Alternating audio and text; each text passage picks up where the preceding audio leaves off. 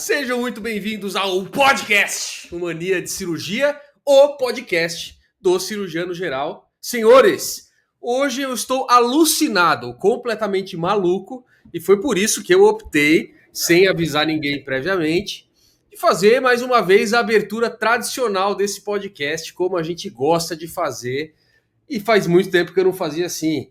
Olha, essa abertura foi libertadora, senhores. Flugão, Diegão, como é que vocês estão? Aí, Fogão.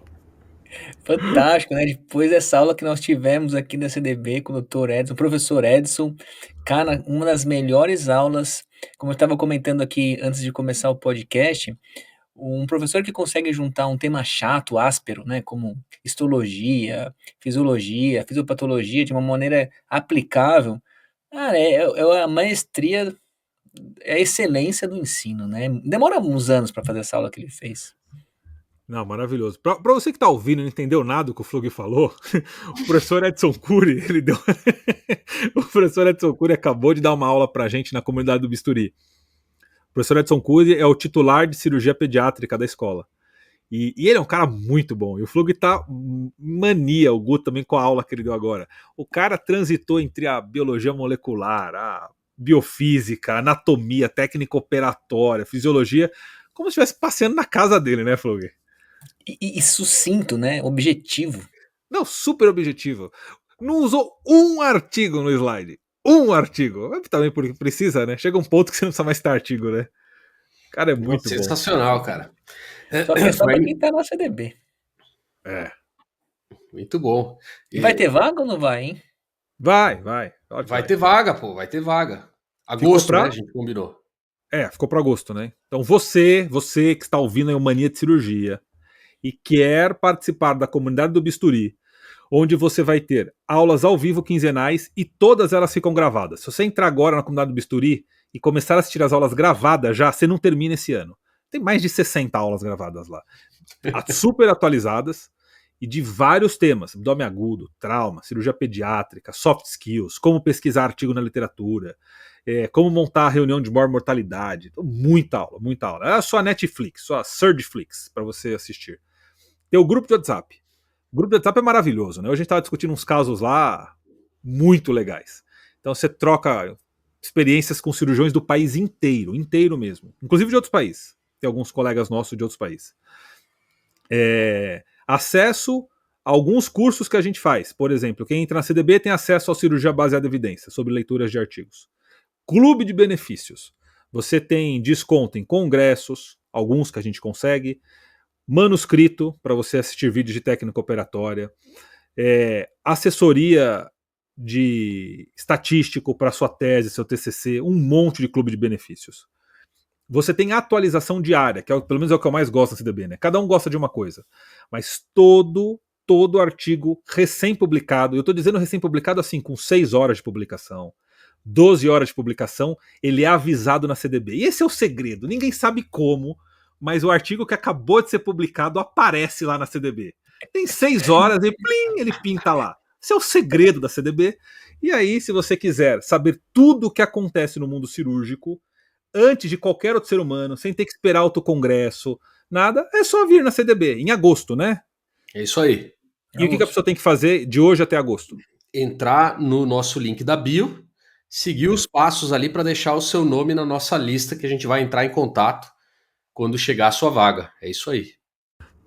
E só lembrando, a gente não manda link de pagamento por WhatsApp, nem e-mail. Se chegar alguma coisa com uma promoção para você dizendo que chegou sua vez e um link para você comprar, é fraude. Tome cuidado, a gente não faz assim. A gente vai te levar na nossa página e você vai pela BIOS. É tudo pela BIOS. Ninguém vai te mandar nenhum link, tá bom? Isso aí, senhores. Muito bom. Cara, eu só fiquei triste que eu tava muito animado aqui. Comecei com uma animação no grau máximo. E aí vocês, com essa fala mansa de vocês aí, ficou um negocinho assim. Cadê a empolgação? Flugão, Diegão, cadê a empolgação, cara, desse episódio aqui? Eu lembrei agora do Diego falou que tinha algum modo o artigo aparece no grupo. Tava lembrando quando eu era residente, cara, lá na minha casa, eu morava com minha mãe, né? Meu pai era falecido e tal.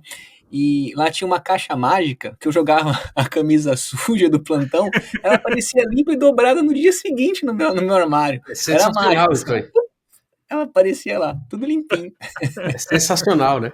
Essa daí é a mágica da CDB. Essa ninguém descobriu. É. Essa ninguém descobriu. Quando alguém descobrir, a gente conversa. Até lá, fica aí no segredo.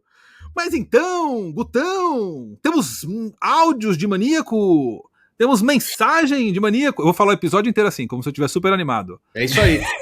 Não, é que vocês não sabem, mas né, quem tá ouvindo agora, minha animação toda é porque eu finalmente, tudo indica que eu vou conseguir defender minha tese de doutorado. Pelo Então eu amor, estou parou muito tudo. feliz, senhores, que eu vou conseguir viajar com a tese defendida. Puta, isso aí pra mim, nossa senhora. Maravilhoso. Se der maravilhoso. certo, olha. Tudo a menos.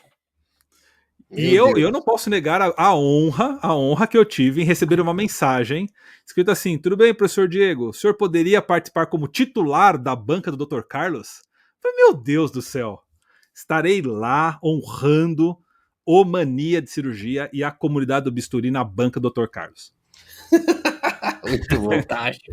Gotô, ô Flug, eu vou descontar nele, cara, tudo que ele fez comigo nesses anos todos, cara. Não, fala assim, ó, eu não gostei das cores no slide. Fala, Mas, ó, eu queria começar, vamos começar discutindo o título? Vou começar, sabe, tipo aqueles chatos lá, cara. Ai, Jesus Cristo, ó, E aí, tem áudio de maníaco. Áudio. Lucas Ponte, Lucão, mandou um áudio aqui, a gente vai reproduzir, cara. Lá vai, hein? Avisem se tiver bom aí. Aqui é o Lucas Ponte, residente de cirurgia do Hospital Universitário Walter Cantídio, do Complexo Hospitalar da Universidade Federal do Ceará. Sou residente do 2º ano de cirurgia geral. Queria mandar um abraço para os grandes mestres, agradecer pelas discussões, já levei vários temas para os internos, para os professores, e queria parabenizar pelo trabalho, principalmente pela busca de evidências e educação em cirurgia, que é muito importante, uma área que eu gosto muito, e recomendar, assim, 2 temas, se possível, de tumores de ovário, que a gente vê muito lá no nosso hospital, porque tem uma referência de câncer ginecológico, de um cirurgião oncológico, e também alguns temas sobre educação em cirurgia. Parabéns, pessoal. Abraço. Oh, muito bom, hein? Lucão, Ceará, obrigado, Lucas, pela sua mensagem. Temas anotados. Precisamos arrumar alguém para falar de câncer de ovário aqui, né? Então a gente vai atrás dessa pessoa. E Flugão, manda um abraço de azul de metileno pros amigos do Lucas Ponte, os internos, os colegas dele lá, pô. um grande abraço de resumo de etileno aí para todos os amigos cirurgiões do Lucas Pontes. Cara, muito bom. Deu um tilt na cabeça do Flug, ele misturou as letras. É uma sopa de letrinhas. Muito bom. É muito engraçado, cara. Então, agora, Guto, tem uma mensagem. Errou! É uma errata. Que legal, Ué? cara. Ó, é uma errata. Então, uma correção de uma barbaridade, que acho que fui eu que falei ainda, hein? É. O Mateu Ávila, sem TH, Mateu Ávila, ele põe assim: boa tarde, sou Mateu. Então, eu imagino que ele colocou em portunhol aqui. Eu acho que ele não é brasileiro. País latino. Uhum. É, ele mandou assim: sou Mateu, cirurgião equatoriano. Ah, que maravilhoso! Boa. Lá do Equador. Ele fala assim: o doutor Rivera, que eu citei o Condom de Rivera, lembra naquele episódio do podcast?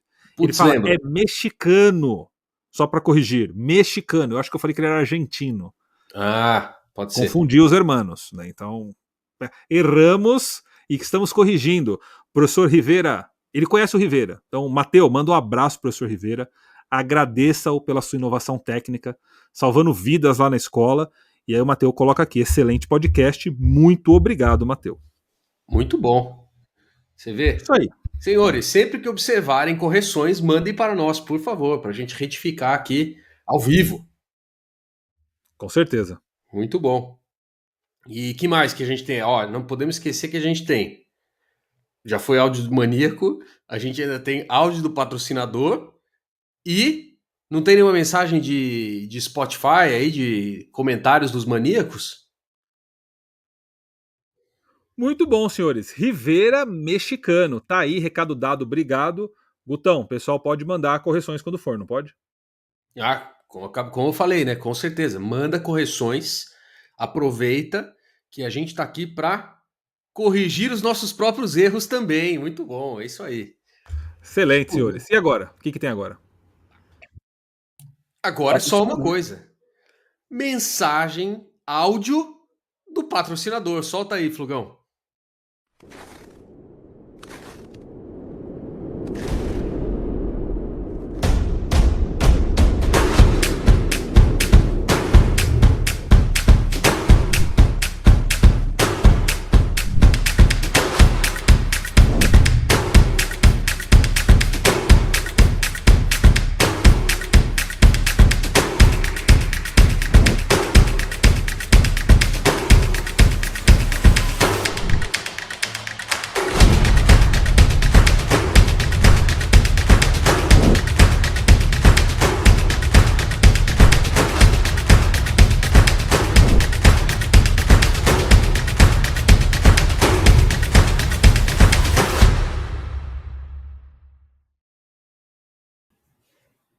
É isso aí, muito bom. Senhores, e aí? Mergulhar de cabeça nesse episódio, então, que eu acho que todo mundo já viu. O que a gente vai discutir, que é... É isso aí, atendimento inicial do Grande Queimado. Muito bom, Muito cara. bom. Eu estava empolgadíssimo por esse episódio. Estava esperando. Eu esperei cento e quantos?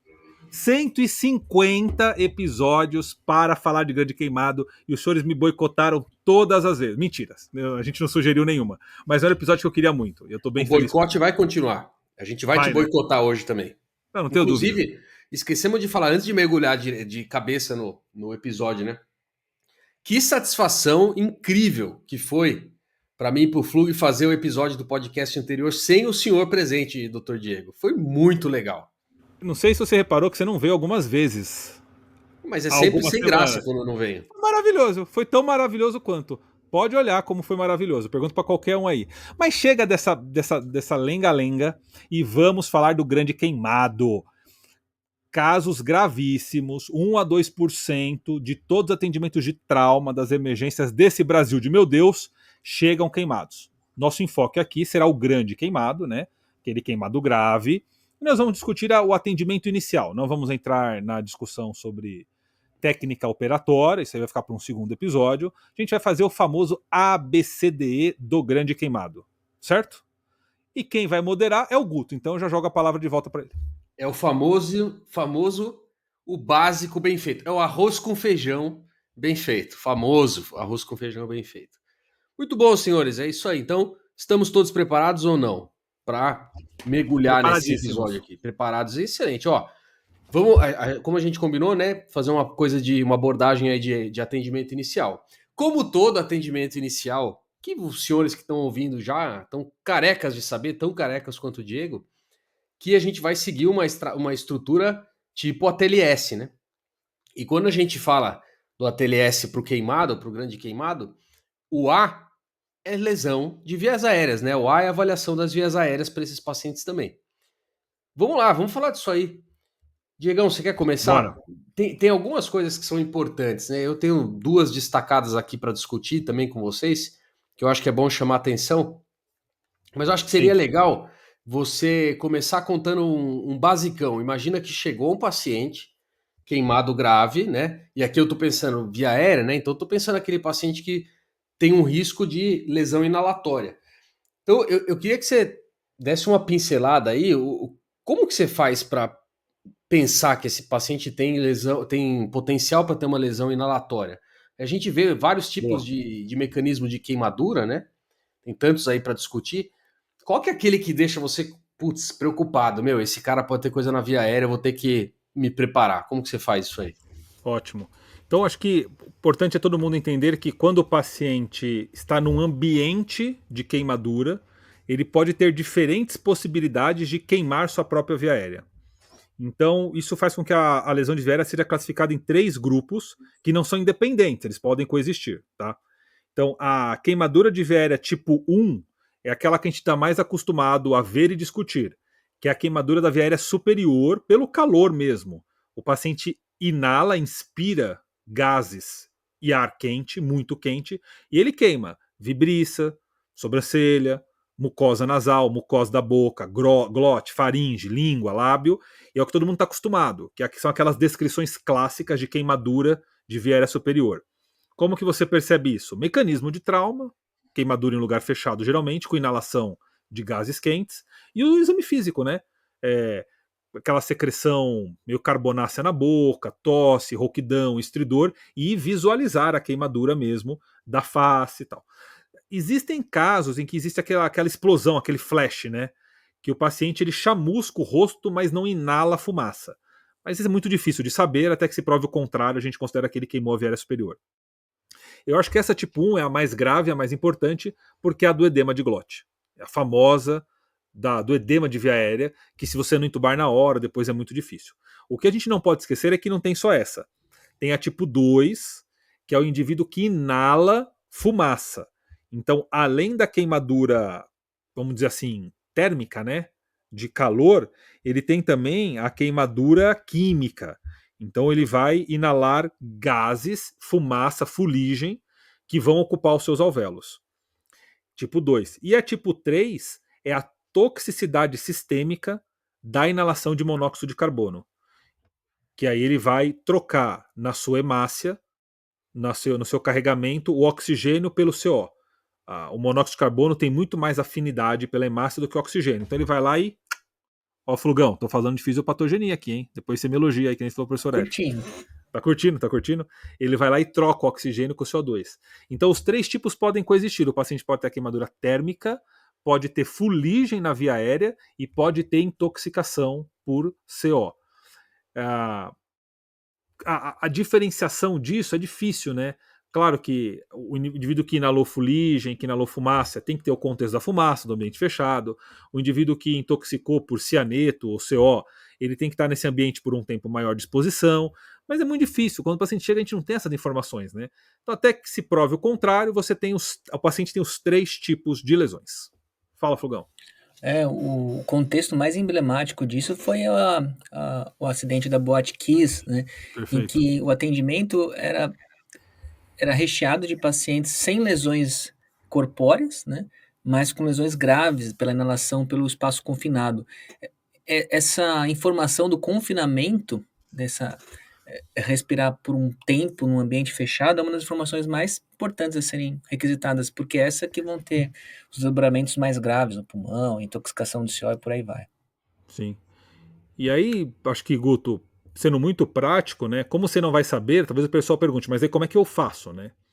Então, assim, quase todo queimado, trauma, ele tem aquele pressuposto da TLS de iniciar um oxigênio empírico, né, em máscara. Então, só esse oxigênio empírico a 100%, ou pelo menos altas frações de inalação, de inspiração, ele já vai tirando o CO e colocando oxigênio de volta na hemácia. Se o paciente tiver sem nenhum suporte de oxigênio, a 21%, o CO, né, a hemoglobina com CO, com monóxido de carbono, ela tem uma meia-vida muito longa, 4, 5 horas. Quando você coloca o oxigênio a 100%, essa meia-vida diminui para 1h30, para 90 minutos. Então você acelera o clearance dessa sua hemácia, essa hemoglobina intoxicada com CO. A inalação de fumaça, cianeto, tudo é mais complexa, né? Porque você poderia fazer um lavado broncoalveolar, não é todo lugar que tem de imediato, não vai ser no atendimento inicial, mas você pode fazer uma inalação com heparina. A heparina tem a propriedade de quebrar essas pontes da fuligem. Então existe o tratamento de inalação com heparina. Ele é bem interessante para evitar essa formação de fibrina no alvéolo, que vai ocupar esse alvéolo e fazer ele não conseguir fazer mais troca. Então você pode, na suspeita clínica, indicar de forma empírica uma inalação com heparina. O cianokit, né, que é a hidroxicobalamina, que vai virar a cianocobalamina, que é a vitamina B12, é o que trata a intoxicação pelo cianeto, né, que é o cianokit, que muitas vezes o pré-hospitalar tem. Nem todo hospital tem, mas é só fazer a infusão. Então, teve dúvida, você entrega o pacote. Intubação precoce, inalação com heparina, coloca na ventilação do paciente heparina, oxigênio a 100% e a vitamina B12, na verdade a hidroxicobalamina para virar a vitamina B12. Aí você cobriu tudo e tratou a tipo 1, 2 e 3. Eu vou pegar esse gancho que você fez e vou fazer uma pergunta pro Flugão. Porque o Flugão é o balizador aqui desse podcast. Ele é o cara que vai falar para você como que é a vivência do negócio, né? É o bom senso, né? Ele é o bom senso. Exato. Então, E aí eu vou puxar o gancho de uma coisa que eu acho bacana de falar, de discutir, né? Que tem, tem muito caso que você pega que tem queimadura de vibriça, que tem queimadura de sobrancelha, não sei o que lá. E cara, batata isso aí. Primeira coisa que você vai ouvir no residente falando é: ó, tô preparando material para entubar. O paciente está sentado, respirando bem, falando normal, tá tudo certo, mas ele tem queimadura de pelos da face, sobrancelha, etc. Então tem alguns casos que você não precisa entubar pelo jeito, né? Esses pacientes evoluem bem, eles têm as queimaduras deles, mas não é uma queimadura grave o suficiente a ponto de você precisar entubar. Como é que você faz essa diferenciação, Flugão? Como é que você indica a intubação precoce nesses pacientes? Porque agora eu tô pensando na sinalação tipo 1, que o Diego falou, né? Edema de glote, etc. Não num cara que tem insuficiência respiratória por problema de troca, né? É engraçado, né, como as coisas andam. No começo, a intubação desses pacientes que precisavam eram tardias e, por vezes, com muita dificuldade, o que se perderam muitas vidas nesse tipo de conduta. Então, se divulgou, através de cursos como a TLS e outros mais, que a intubação nesses pacientes com via aérea queimada deveria ser muito precoce. E realmente é muito constrangedor, porque por vezes você vê um paciente normal, né, respirando bem, sem nenhum sinal de insuficiência respiratória, ou melhor dizendo, e que ainda assim você tem que fazer a intubação. Isso pegou tanto que de um polo foi para outro. Então, em hospitais terciários, principalmente nos hospitais que nós trabalhamos, há uma comoção em se fazer a intubação traqueal em praticamente qualquer paciente que queime uma vibriça sequer. Veja que esses flash burns, assim, de um modo geral, raramente vão ter lesão de via aérea da glote, uma vez que a duração, né, a quantidade térmica que vai ser exposta é muito pequena. O diferente é do exemplo que a gente citou da Boate Kiss, em que o paciente fica um tempo confinado com isso. Então, mais uma vez, essa recuperação da história determina o quão agressivo você vai ser na intubação. Isso é num cenário em que você vai tomar a sua conduta baseada explicitamente na anamnese. Se você só tem anamnese, é nessa que você vai ter que se basear, não tanto no exame físico, o que impressiona muito, mas não vai definir a conduta. Em hospitais terciários, no entanto, né, você tem alguns recursos. No Hospital das Clínicas, por exemplo, a gente faz quase que de rotina nessa suspeita de lesão de via aérea, a broncoscopia. E a broncoscopia vai te dar essas informações, né, se há alguma lesão na glote, escarro lá na glote, por aí vai. Por vezes já faz o lavado bronquioalveolar que o Diego aventou, quando necessário, obviamente. Então, essa conduta fica muito mais fácil quando tem esse tipo de recurso. Mas se você não tiver, você vai ter que ser baseado na história do acidente mesmo. Legal, muito bom. Tem uma outra coisa que acontece muito e que às vezes a gente tem que ficar pensando como resolver, que é uma vez que você entuba esses pacientes, existe um certo receio de você estubar eles, né? Quando é que você vai estubar e como que você faz para manejar isso? E eu acho que é um negócio meio não é tão bem estabelecido, não tem uma padronização de como fazer, mas talvez uma dica boa, e eu já vou puxar o gancho para uma outra informação, uma dica boa é você ter esse auxílio da broncoscopia que o Flug falou. A broncoscopia não só para você fazer diagnóstico de lesão e uma higiene brônquica, para fazer que nem o Flug, né? Uma higiene brônquica, por exemplo. E cultura. Mas. Hã? Cultura também, aproveita e manda para cultura. Exato, mas também para você fazer uma avaliação, às vezes, no subsequente, né, de grau de edema, como que isso evoluiu, etc, né? Isso é tão importante, né, que só para contextualizar, por que esse episódio é tão bacana e por que a gente decidiu fazer? Porque se você for pegar dados dos Estados Unidos, apesar da grande maioria dos pacientes dos pacientes graves serem atendidos em centros de queimados, existe um número de mais ou menos 20% de pacientes que não são atendidos em centros de queimados, e são pacientes com queimaduras graves. Se isso é assim lá nos Estados Unidos, que tem esse sistema um pouco mais maduro, né? Com certeza aqui no Brasil, uma boa parte desses pacientes muito graves estão sendo atendidos em hospitais que não são centro de queimados, e às vezes não tem todos esses recursos. Por isso que a ideia é tentar discutir uma abordagem inicial e algumas dicas práticas para Se você está trabalhando num lugar que não tem o suporte necessário, você pelo menos consegue estabilizar o paciente, fazer as coisas que precisa, para você depois pedir um encaminhamento e tocar o barco. Por isso que, por exemplo, broncoscopia num paciente como esse é uma coisa fundamental, tem que ter no seu hospital. Se não tem, é melhor você encaminhar o paciente para um lugar que tenha, porque vai precisar, com certeza, né?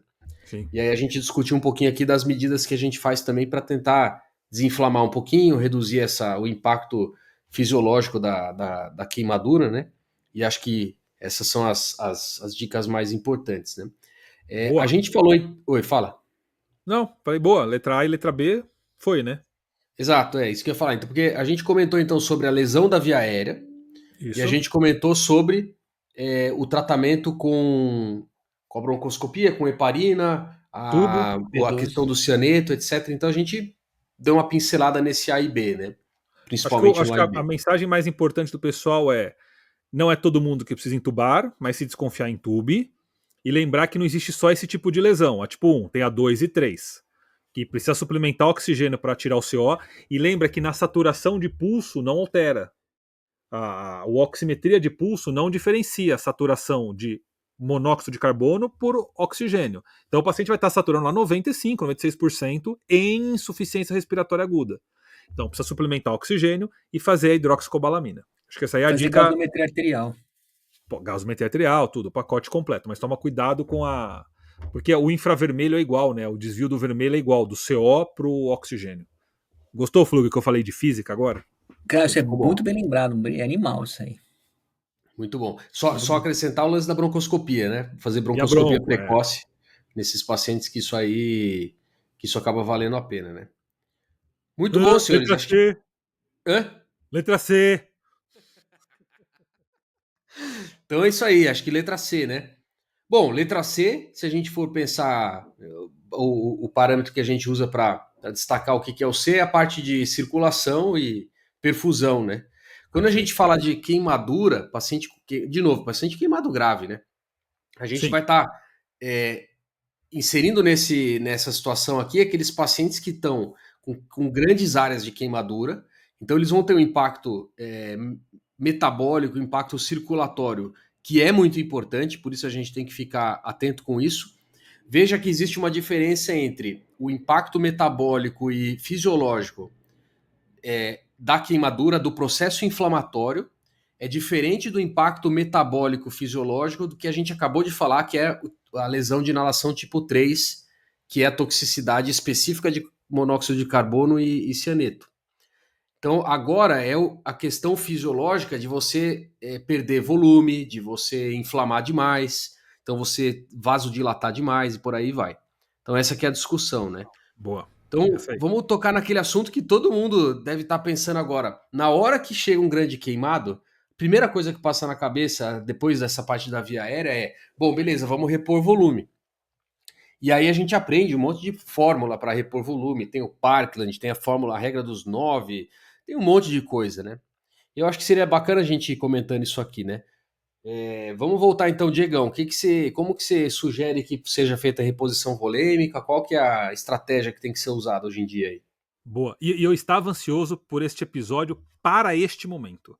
Porque eu acho que a informação... Agora. Então eu acertei. Mandei para a pessoa certa. Se mandasse pro Flugo, eu ia levantar a mão e ia roubar a vez dele. Não vai falar. Não vai levantar a mão que não vai falar, não. Porque eu esperei 150 episódios para gravar os próximos 5 minutos. Então liberem meu microfone e me deixem falar. É o seguinte. Todo mundo aprende o Parkland. Alguns aprendem o Baxter, outros aprendem o Brook. O nome não importa. Mas todo mundo aprende uma regrinha de pegar o peso do paciente, geralmente, multiplicar pela área queimada, fazer uma distribuição nas horas ali e repor baseado nisso. Isto é uma conduta da década de 80, 70, 90, numa era em que os conhecimentos de fisiologia não eram como eram os de hoje. Não existe mais nenhuma recomendação para se usar Parkland, Baxter, Brook modificado, Parkland, Brook, escolha o nome, na reanimação do queimado. Isso é uma coisa que não se faz mais. E era por isso que eu queria chamar a atenção aqui. A argumentação é simples. Imagine que eu, com 100 quilos, tenho 50% da minha superfície corporal queimada. Faz a conta aí, 50 vezes 100, você vai chegar num número aí, certo? 5.000 de cristalóide que você vai distribuir. Só que vai ter um paciente com o mesmo peso que o meu, cardiopata cirrótico. Não faz sentido esta pessoa receber o mesmo volume que eu receberia. Vai ter um jovem com o mesmo peso de um idoso. Não faz sentido o jovem e o idoso receberem a mesma quantidade. E não faz sentido, baseado nesses só dois números, você determinar quanto volume será infundido nas próximas 24 horas. A resposta à reposição volêmica ela é muito dinâmica e ela é muito heterogênea paciente a paciente. Você não consegue prever o que vai acontecer com ele em 24 horas. Tem paciente que vai precisar mais do que o Parkland, tem paciente que vai precisar bem menos do que o Parkland. Então, essa heterogeneidade de idade, comorbidades, respostas, fluido-responsividade, fluido-necessidade, tanto dentro de um indivíduo, tanto intraindividual, quanto ao longo das horas, faz com que não se deva mais usar Parkland. Eu não sei porque isso ainda perdura nos serviços, e a recomendação hoje é que você reanime um queimado como você reanima um chocado. Você vai usar o mesmo ringer lactato aquecido e você vai fazendo alíquotas. 500 ml, 1000 ml, vai ver na reanimação. E se ele não responder, é noradrenalina precoce. Havia uma época que a noradrenalina era um pecado no queimado, né? Não pode dar vasopressor. Não há problema nenhum. Muito pelo contrário, é indicado naquele queimado que na fase inicial da reanimação você não consegue ter boa perfusão, porque ele está chocado. Cristalóide nora. A ponto de existirem parâmetros para você falar em teto de reanimação, para você não passar. Por exemplo, existe uma regrinha que é a 500, 200, 125. Eu vou me focar só no 500, que é o adulto. Os outros números são para faixas etárias, dão no adulto. É recomendado que na manutenção dessa reposição volêmica você não passe de 500 ml por hora. Veja, você fez os bolos iniciais e depois você vai fazer uma manutenção. A recomendação é que essa manutenção não passe de 500 por hora. Olha como é um número baixo, É pouco, né? Pouco do que a gente fazia, Flugo. Pelo menos quando eu reanimava queimado, com quanto você fazia geralmente? Muito mais. 10 litro de litros, cara, 15 litros, lembra? A gente fazia uns valores absurdos. E se você quiser fazer uma fórmula mais individualizada, para você não ficar no 500 para todo mundo, existe uma continha que é assim, 30% da superfície corporal queimada vezes 10. Certo? Então você pega 1/3 do que ele queimou, multiplica por 10, esse é o número limite de volume que você vai fazer por hora. Se o paciente for muito grande, tiver mais do que 80 quilos, você acrescenta 100 ml por hora a esta fórmula.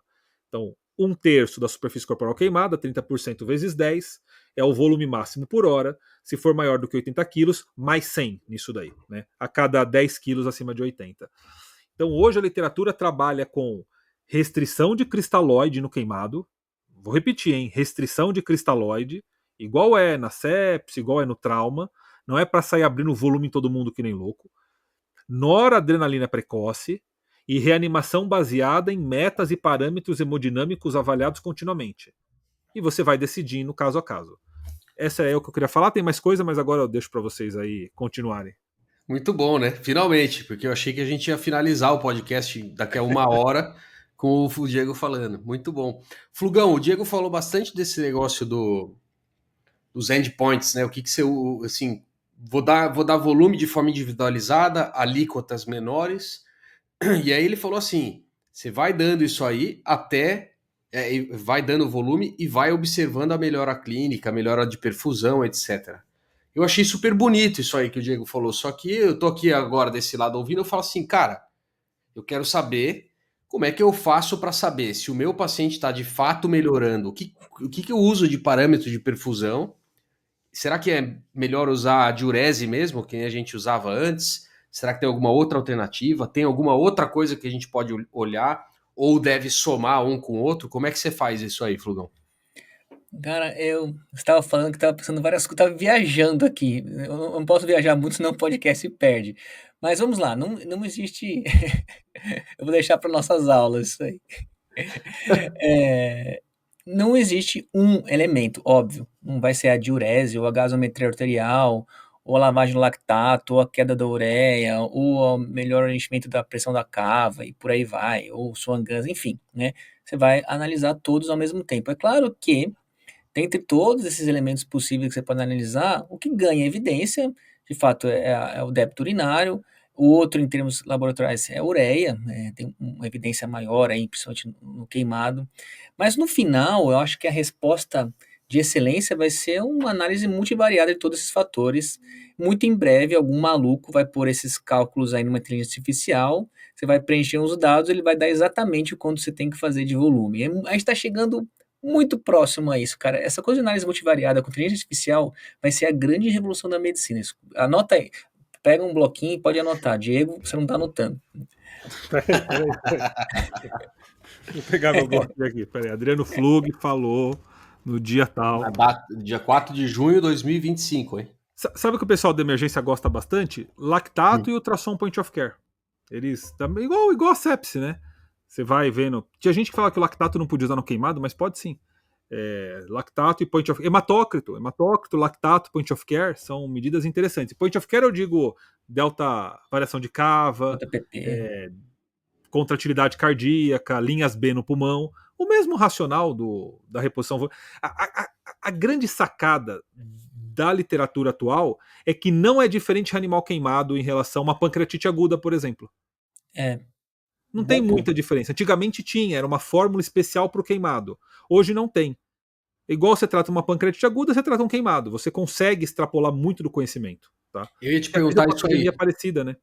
Eu ia te perguntar isso aí. Tipo, será que, no fundo, a gente não está falando de um tipo de choque muito semelhante? Na pancreatite aguda, na sepse, né? Tô querendo dizer assim, pancreatite aguda, então processo inflamatório muito exacerbado, versus um processo infeccioso com repercussão clínica, como é o caso da sepse, versus um trauma, um grande queimado, que, nada mais é do que um processo inflamatório também exacerbado, né? Difuso pelo organismo, né? Sim. Você acha que é por isso que usam métodos semelhantes, né? Acho que sim, Guto, porque se o queimado tem peculiaridades, elas estão na letra A, na letra B, sem sombra de dúvida, na analgesia, na escarotomia, que a gente vai falar mais pra frente com certeza, mas na letra C em si, o queimado é menos especial tem menos peculiaridades. As outras doenças se comportam de forma semelhante por causa do choque. Talvez a única diferença da reanimação do queimado em relação à reanimação da pancreatite, do trauma, tudo. O trauma não, porque o trauma você vai cair no sangue, né? Vamos tirar o trauma, vamos falar do choque distributivo, né? É que no queimado há maior liberalidade em se usar colóides e plasma. Lá na escola existe essa disposição. Na tentativa de poupar cristalóide, para cada 2 ml de cristalóide que você faz 1 ml de colóide. Plasma, no caso, a gente faz plasma. Então a reanimação na escola do queimado é com plasma para poupar cristalóide. Então, isso aí você não vê muito na pancreatite, né? Ninguém faz plasma e colóide na pancreatite, né? Acho que o Flug gosta de pancreatite, pode até falar melhor. Mas no queimado isso é mais liberal. Plasma, normal mesmo, né? Plasma. Exato. Beleza. Porque tem gente que faz coisas de albumina, coisa assim, né? Tenta achar alguma... Também, mas na escola o fluido de eleição, o colóide de eleição é o plasma. Uhum. Sabe que no HC, eu não sei se mudou recentemente, né? Eu não tenho tido tanto traumas assim, pelo menos não atendimento inicial, é mais transferências. A albumina tinha mais peso, mas confesso que havia muita crítica no plasma, porque tinha todo um efeito protrombótico, né? Até os colóides. Isso aí é pendular, né? Da hora está em alta, a outra está em baixa.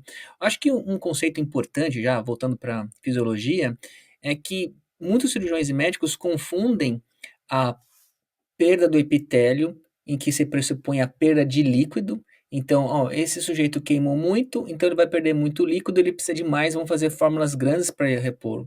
Com perda de calor, esses pacientes vão perder calor, eles não vão perder necessariamente líquido. Então, tem todo isso. É claro que ainda assim, toda a inflamação e pela superfície de queimação vai ter uma inflamação proporcional, óbvio. Então, provavelmente ele vai precisar mais de volume. Mas acho que trocar um pouco o conceito de perda de volume ou por perda de calor. Acho que é mais apropriado num queimado. Sim, sem dúvida. O Flug tá querendo pular pra letra E, Diegão. Tá mesmo. Não deixe. Não faça isso. Não faça isso. Ah, uma coisa. Saiu um estudo retrospectivo grande, a gente publicou no Instagram, comparando, foi uma análise nacional, não sei, algum país europeu, não vou lembrar qual que é. Uma análise nacional de algum país europeu. De algum país europeu, não lembro qual Nacional que é. daquele país, né? Exato. E realmente, comparando os grupos de pacientes que tinham Parkland a mais, com o grupo de pacientes que tinham Parkland a menos. De fato, a mortalidade no Parkland a menos foi menor, né? Por causa assim, do compartimental, outras lesões e tudo mais. Realmente, o pêndulo atual da medicina é para enxugar esses pacientes, né? Sim. Tanto que existe até score para você considerar precocemente falência de reanimação, né? Tem o índice de Eve, tem fórmulas de cálculo. Para vocês terem uma ideia, uma dessas fórmulas para você considerar que é falência de reanimação com cristalóide, ela é 6 ml vezes o quilo vezes a superfície corporal queimada. É quase um Parkland, né? Em vez de 4, 6. Então, esse valor já é o limite naquele período de 24 horas para você falar assim, não dá mais. Enquanto, na verdade, esse valor era o que as pessoas usavam como meta. Ou seja, o valor de meta antiga está se tornando o valor de limite de falência de reanimação. Perfeito. Olha como mudou. E aí é nora, plasma, é outro tipo de reanimação que você tem que fazer. E não tenham medo de ligar nora no periférico. Talvez vocês não tenham veia para pegar nesse paciente fácil, né? E de fato não é. Não há nenhuma contraindicação em se puncionar a região queimada. O único cuidado que você tem que ter é que tem que dar um ponto, né? Você tem que fixar o dispositivo, porque senão ele perde. Mas existe, por exemplo, até reanimação. Ó, agora eu vou mandar um conceito aqui. Tá preparado, Flug? Senta direito, Flug, senão você vai cair. Ressuscitação. Essa cadeira do Flug não cai de jeito nenhum. Não, quem vê essa cadeira dele, acho que ele é gamer, né? Que ele passa o dia inteiro no LoL, lá, né? Jogando Fortnite. Acho que não sabe nem ligar a Steam lá. Bom, pega esse conceito, Flugão. Ressuscitação enteral. Ressuscitação enteral. Então, no paciente que está sem acesso, ou naquele cenário de múltiplas vítimas, existe recomendação de você fazer fluido VO para reanimar o paciente. Não está errado. Não está errado. Então a gente pode, nesse paciente que está chegando, pegar um periférico, não conseguir pegar ainda, vai dando VO. Ah, mas ele está rebaixado. Passa uma sonda. Tá? Liga uma nora nesse periférico e vai fazendo cristalóide. E as pessoas, na verdade, o que elas fazem? Elas querem os dois acessos periféricos, a conduta antiga, né? E só decide nora depois de entrar 2, 3, 4 litros. Aí fala assim, não consegui aumentar a pressão, vou fazer mais volume. E o paciente ficou meia hora com uma PAM de 50. Quando na verdade você, enquanto está entrando o primeiro cristalóide, você já tem que ligar a nora para a PAM ficar maior que 65. Você tem que fazer ressuscitação enteral. Não está errado da cristalóide VO para eles. E esse conceito de cristalóide VO, ele é mais discutido no queimado em cenário de múltiplas vítimas, né? Não consigo pegar V em todo mundo, vou reanimando com cristalóide VO. Sim. Existe esse conceito. É importante todo mundo saber que tem, pelo menos. Né? Sim, claro. Muito bom, senhores. Uma discussão a fundo desse assunto que é tão importante, que é do grande queimado e que a gente está elaborando aqui com vocês um ABCDE. Boa. Acho que do C é isso aí, né? Acho que conversamos bastante sobre essa questão de não usar mais fórmulas especificamente, né? Então agora é uma coisa muito mais individualizada, vai dando alíquotas e vendo qual que é a resposta em termos de perfusão desse paciente.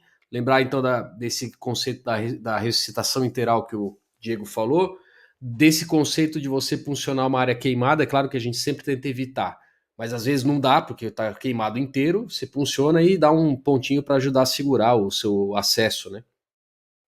E aí a gente comentou um pouquinho também sobre o uso de coloides e sobre o uso de índices como o IVE que o Diego comentou, né?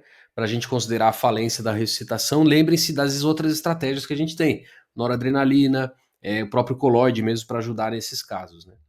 Muito bom. Muito bom. Eu acho que, assim, pensando agora numa situação do grande queimado, uma coisa que seria legal discutir, talvez, é aquele lance da escarotomia. A gente falou que ia comentar um pouquinho, né? Vale a pena, né? E essa é outra coisa que todo residente quer fazer, né? Escarotomias. E às vezes o paciente tem uma placa de queimadura no tórax, por exemplo, no hemitórax direito, e a primeira coisa que o cara quer fazer é uma escarotomia. Você chega e ele já tá com o bisturizão na mão, assim. E então eu queria perguntar para vocês. Eu vou começar com o Flugão agora, porque o Diego já falou demais nesse episódio aqui. Flugão, como é que você faz para avaliar esses pacientes, para você saber se eles precisam de escarotomia ou não? Porque se você, quando você chega para avaliar, e o Diegão já está se preparando para anotar as dicas do Flugão, né? Quando você chega para avaliar esse paciente, ele pode ter uma queimadura na face, no pescoço, no tórax, no braço, na perna, no abdômen. Como é que eu sei quando que eu tenho que fazer escarotomia, em que região que eu preciso fazer? Como que você faz para avaliar isso aí? Só uma observação, eu pego o caderno pra anotar, não sobre queimado, eu tô esperando a pérola. Porque eu sei que no meio vai sair alguma coisa e eu não posso perder quando sair, entendeu? Vai ter a cereja do bolo nesse meio aí. Vai, claro que vai. Mais uma vez teve um movimento pendular, né? No começo, as pessoas retardavam escarotomias e aí davam aquelas lesões, né, sequelares típicas dos membros. Então começou a se impregnar no conceito médico que deveria fazer escarotomias precoces, né? Principalmente aquela frase, se não tem pulso já está tarde demais, agora já vai ter lesão irreversível. Então isso foi muito difundido, inclusive em grandes cursos e tudo mais. Bom, agora a gente está indo para o outro posto, as pessoas estão fazendo precoce demais. Principalmente no tórax, por exemplo, quem vai te dizer quando a escarotomia deve ser feita é o ventilador, os parâmetros respiratórios dele. E isso acontece de modo tardio, de modo algum vai acontecer nas primeiras horas, salvo uma condição pré-morte, que também aí não vai adiantar fazer nada mesmo. O único caso que eu peguei, fiz uma escarotomia upfront, foi num paciente que já tinha todos os critérios aí de letalidade, não havia mais o que ser feito. Aquelas pacientes que sobem em cima do metrô, né, e tem queimaduras elétricas gravíssimas, né. Engraçado, tive uma época que tinha um monte desses, agora já não está tendo mais. Então, é o ventilador que vai dizer que a escarotomia do tórax. Agora, os outros, né, tem que ter experiência para ver, não é tão fácil você matar um diagnóstico, porque, como nós falamos, né, o aspecto vascular vai ser tardio. Tem algumas coisas que você pode medir e tal, mas aí vai muito pela cinética. Se tiver algo principalmente circunferencial, tiver aquela escara mesmo, uma coisa essencialmente dura, não é um edema, é diferente. Não pode confundir com edema, aquele líquido que se aperta, bem que não é aquele edema Godet, né, que não é muito compressível, mas realmente é uma, como é que parece uma crosta, literalmente, né? É uma coisa, eu não sei Com como é que eu posso couro, me né, cara? expressar Com melhor. couro. Com couro, isso, couro é uma boa coisa. Parece uma camada extra do paciente, parece que não é dele aquela camada, né? De fato, não é mais, né? Aí é difícil dizer isso em palavras, né? Você tem que ver algumas vezes para dizer. Aí sim você faz escrotomia, que é exceção, viu, pessoal? É exceção. Uhum. Diegão, você viu que o Flugão já explicou pra gente como que é o barulho que faz do edema, que é blu. Qual que é o barulho que faz do couro mesmo, dessa queimadura de terceiro grau? Assim, ó.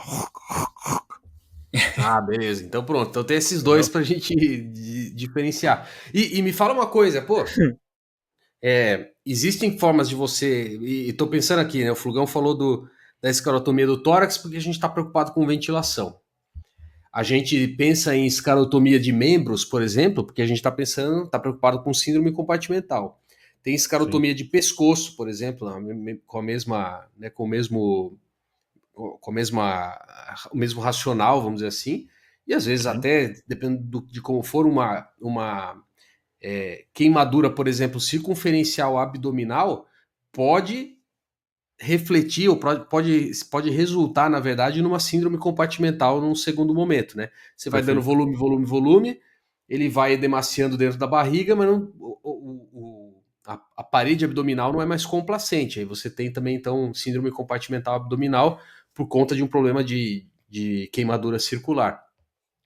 Então, como é que você imagina, né? A gente tem maneiras, talvez, de medir compartimento? Poderia, né? Medir o compartimento para ver se tem Poderia. síndrome compartimental. Aqui não é uma coisa tão prática isso, né? O Né, na que que sala de emergência não, né? Então, o Flugão falou bem da parte do ventilatório, o que deflagra para ele fazer, né? Então, o que deflagra para você fazer uma escarotomia de membro, por exemplo, né? Que é talvez o que seja mais Perfeito. comum para a gente aí. Os critérios clássicos de compartimental de membro, nesse paciente não tem como usar, né? Porque, por exemplo, dor. Não tem como diferenciar a dor de um compartimento da dor da queimadura. Perfusão. Esse paciente geralmente não tem pele para você avaliar a perfusão periférica. Tá tudo queimado. Então, a gente vai meio que empírico. Se há uma queimadura circunferencial extensa no membro, você parte do pressuposto que essa queimadura fará um garrote ali. E conforme esse paciente for recebendo volume, as partes vão edemaciar. Se a pele não edemacia, porque imagine um paciente não queimado recebendo 6 litros de cristalóide. Quando você passa na UTI no dia seguinte, a mão dele tá um pãozinho, né? O braço tá um pãozinho. O paciente com escara, o músculo tá um pãozinho, mas não dilatou. Então ele vai fazer o compartimento. Em maior ou menor grau, ele vai fazer lise de músculo, ele vai fazer uma rabdomiólise. Então, você pode indicar de princípio, né, como o Flug falou, upfront, nos casos que tiver uma área circunferencial completa, porque não vai conseguir expandir. E na hora que você for fazer essa escarotomia, só tome alguns cuidados. Né? O primeiro que tem que tentar ser asséptico, porque esse paciente não tem mais mecanismo imune adequado. Né? Então, se você conseguir dar uma degermada, limpar antes, melhor. Então, não é porque é uma escarotomia que pode ser feito de qualquer forma. Então, já tem que estar se preparando para o curativo, tudo. E segundo, que é um erro conceitual. Muitas pessoas imaginam que porque está queimado não sangra. Sangra pra caramba. Porque você corta até subcutâneo, músculo. Às vezes chega na profundidade do músculo. E aí, a gente na escola corta com elétrico. A gente prefere usar o bisturi, então vai para o centro cirúrgico e faz quando dá.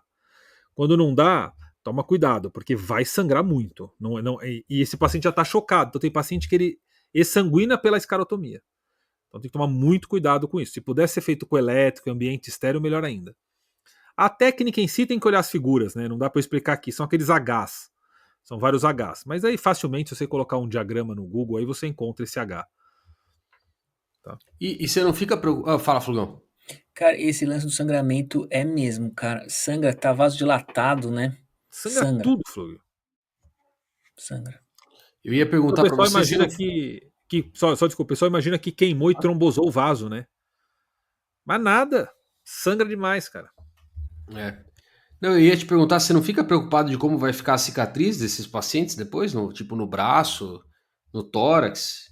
Geralmente vai enxertar, né, Guto? Então, você faz uma escalotomia numa área de 3º grau, né? Então, a gente nunca. Que vai acabar sendo desbridada no segundo momento. Vai, cara. Vai ter que receber pele, né? Então, essa cicatriz aí não tem problema nenhum. Então, não tem esse receio. Agora, não quer dizer que o paciente pode fazer isso daí acordado, né? Sim. Entubem os pacientes para fazer isso, viu? Pelo amor de Deus, não é. O pessoal confunde escarotomia com punção de pneumotórax hipertensivo. Escarotomia é um procedimento. Não sei que ele tem insuficiência respiratória franca, você não está conseguindo ventilar, aí tudo bem, né? Mas caso contrário, não. Tenta ir pro centro cirúrgico, tenta fazer com ele entubado. Eu ia falar isso. Acho que uma das mensagens que eu acho, pelo menos, mais importante é justamente essa. É um procedimento que dá tempo de você preparar de forma adequada, de você degermar, fazer uma antisepsia, colocar campos, dá tempo de fazer isso aí. É a mesma história do dreno de tórax, né?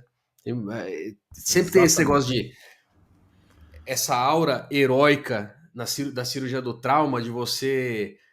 não, tem que drenar o tórax. O cara vai lá, bota uma luva estéreo só, com a roupa que tá, pega, né, o clorex alcoólico, joga de qualquer jeito lá e incisa a pele. Não precisa ser absurdamente assim, né? Você tem um pneumotórax hipertensivo que tá quase matando mesmo, tudo bem, você faz uma coisa de emergência. Mas uma drenagem de tórax, depois de uma punção de alívio, por exemplo, uma exploração digital, né, como fala isso aí? Uma toraxostomia digital, fugiu o nome. Isso. É o mesmo princípio. Então, você vai fazer uma escarotomia, salvo essa situação que é uma insuficiência respiratória, que é muito difícil acontecer, para ser bem sincero, porque o paciente está entubado, está com pressão positiva. Você vai ter um problema de ventilação, mas não costuma ser uma falência absoluta, total, né? Exato. Agora, salvo essa situação de catástrofe ventilatória absoluta, você tem tempo de preparar isso com calma, fazer uma escarotomia bem feita, com o paciente anestesiado, não sentir dor, de forma séptica, o mais asséptico possível, controlando o sangramento. Exato. Às vezes sangra um pouquinho mais, você tá com o elétrico, você cauteriza, por aí vai. É importante, né, lembrar disso aí, para não fazer atrocidade, né? E não estranhe se na escarotomia precoce que você fizer, você cortar e não acontecer nada. Em geral, quando o paciente não está edemaciado, é isso. No dia seguinte, você vai na UTI e tem 4 palmos de espaço no seu corte. Você faz a primeira vez, fica só um valezinho, né? Abre um pouquinho de nada. Dali 24 horas, tá todo subcutâneo exposto. Aquela incisão abre inteira. Você fala, caramba, ainda bem que eu fiz. Porque É. ele não ia tolerar esse edema. E esse conceito é importante porque ele vale para as outras doenças que a gente estava falando, né? O cara que ele é vítima de queimadura, ele é um grande queimado. Se ele chega no seu hospital 2 horas depois da queimadura, você não consegue ver macroscopicamente, né, na inspeção, você não consegue ver que ele está tão ruim. Você vai ver isso depois de umas 6, 8 horas, 12 horas, às vezes 24, que é quando a inflamação chega num pico mesmo, né? Então é aí que você vai ver o edema. Por isso que o lance da escarotomia da própria reposição volêmica, né, do próprio restabelecimento circulatório, é uma coisa individualizada. Tem pacientes que vão inflamar um pouco mais, vão ficar mais edemaciados, tem paciente que um pouco menos. Mas se você pega um paciente desse no começo, 2 horas, você olha o braço, não, é circunferencial, mas está tudo bem. Você pode até não fazer escarotomia de cara, mas esse é aquele paciente que você vê de hora em hora, porque é muito provável que você precise fazer em algum momento. Você fazendo num momento que está um pouco pior, é que você achou, né?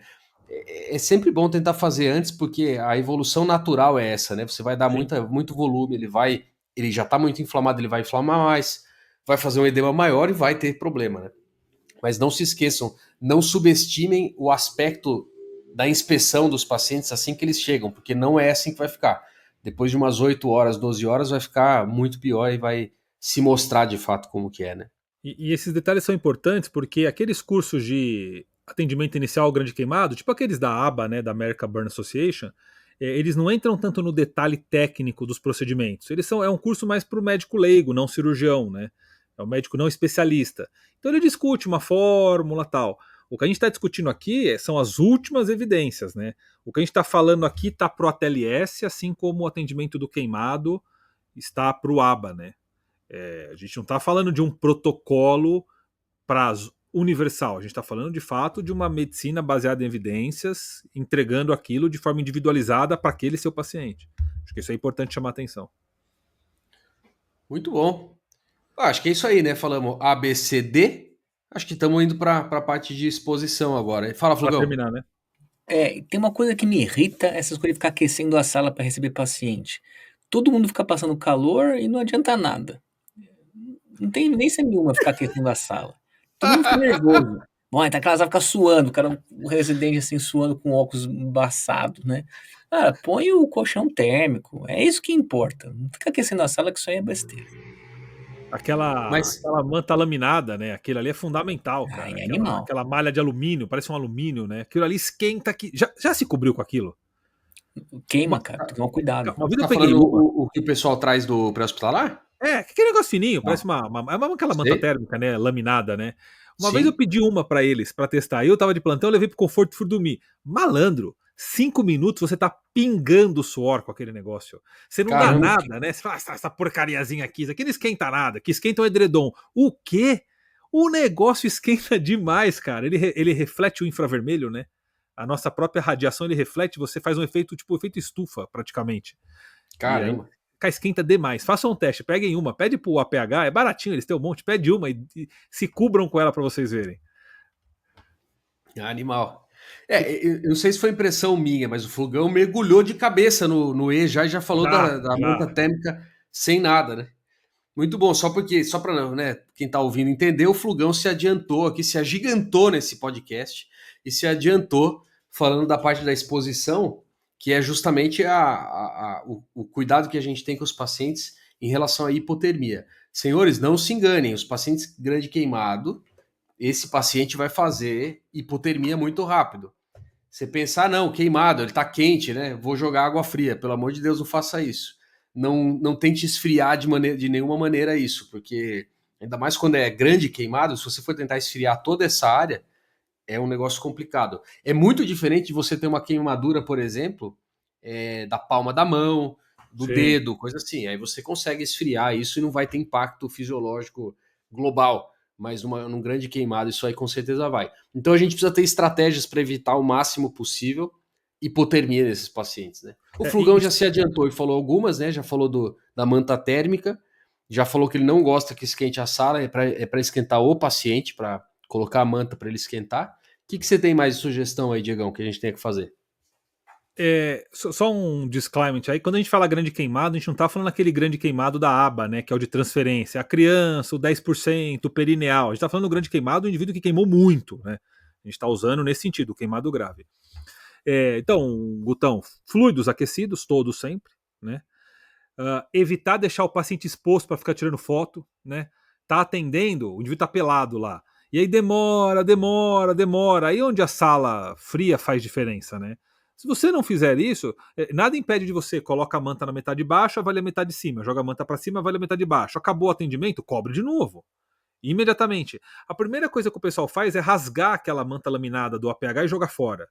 Cara, não joguem fora aquilo ali é fundamental. Acabou o atendimento, cobre de novo com aquele negócio, que é o que vai garantir. Aí joga um cobertor em cima, né? Então acho que são várias estratégias. Fluidos aquecidos, né? Tem uma sonda nasogástrica, faz gavagem, pega soro aquecido e joga no estômago. Drenou o tórax, 500 ml de soro aquecido no pulmão, né? Mergulha o pulmão com soro aquecido. Então você tem várias estratégias de aquecer essas cavidades. Sim, muito bom. E tomar esse cuidado, né, da parte da hipotermia. Fala, Flugão. Tétano, né? Vacina. Sim. Antibiótico em grande queimado, entende-se esse grande superfície corpórea, vocês entram com antibiótico terapia profilática endovenosa? Antibiótico, terapia profilática ainda. O Flugão é um maníaco, né, cara? Não, Também não a faço, gente na não. escola não usa, não, cara. Profilático E não faço, não. corticoide, hein? Todo mundo mete o pau no corticoide. Eu Não, sempre achei que fosse não uma usa, não. boa, né? A gente também não usa, não, cara. É. A Não não faz ser muito que ele sentido, né? tenha choque refratário, né? E você queira dar um estímulo Adrenal, né? adrenal, caso contrário, não. Mas sabe que na via aérea, a gente costuma dar corticoide sim, viu? Em lesão de via aérea. Né? A gente Então, preconiza. 48 horas. é naquele negócio da broncoscopia, né? Do receio de você estubar o paciente e ele ter edema. Tem muita gente que indica mesmo fazer corticoide para tentar reduzir o edema da via aérea, né? Sim. Ah, só uma cena triste que eu vi recentemente, cara, é um documentário sobre a bomba atômica em Hiroshima, né? Eu ouvi o Guto falando, né? Não mergulha na água fria. Sabe que na bomba, cara, o calor era tanto das pessoas que sobreviveram que o instinto inicial de todas elas era mergulhar no rio.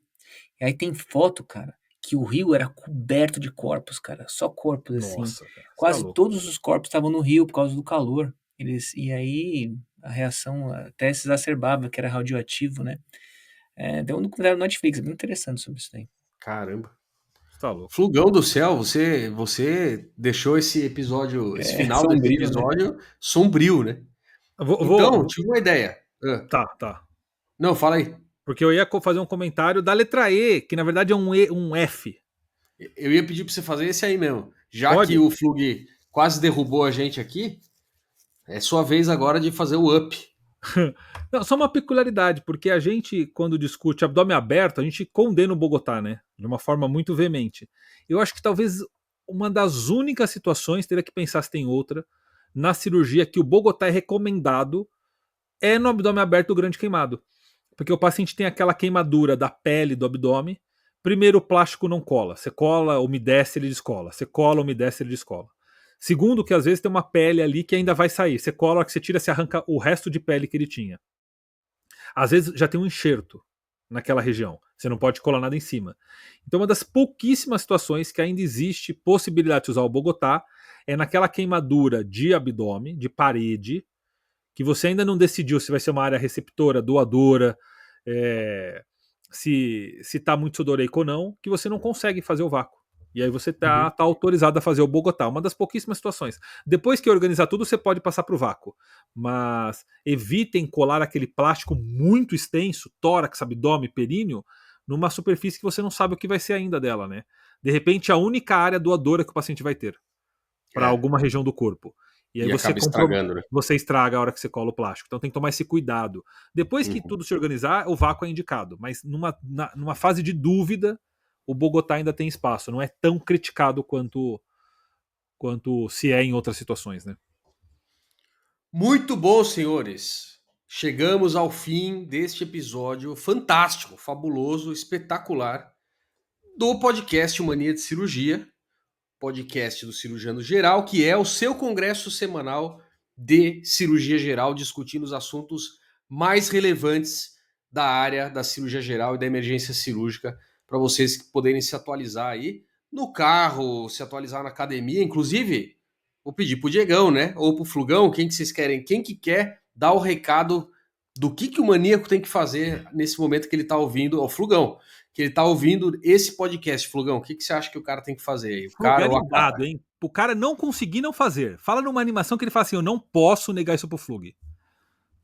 Ele tem que se banhar de conhecimento. Então ele tem que seguir a gente no Instagram, no Cirurgião Geral. Ele tem que entrar no YouTube lá, Mania de Cirurgia. Tem que ouvir o nosso podcast. Falar para todas as pessoas. Se não forem médicos, podem encaminhar alguns episódios de viés cognitivos, que é legal. Eu encaminhei para vários pacientes, assim, para eles verem como é que o médico pensa. Eles adoraram, cara. Foi um mó barato lá no consultório. Então tem que divulgar porque para mandar essas mensagens para mais pessoas. Vão ser sempre muito bem-vindos. Obrigado a todos que estão ouvindo a gente há tanto tempo. Temos crescido bastante e sem vocês a gente não existiria, né? Muito obrigado por tudo. Muito bom. Não esqueçam de mandar o seu comentário, maníaco. Mande o seu comentário para nós no Spotify, no Instagram.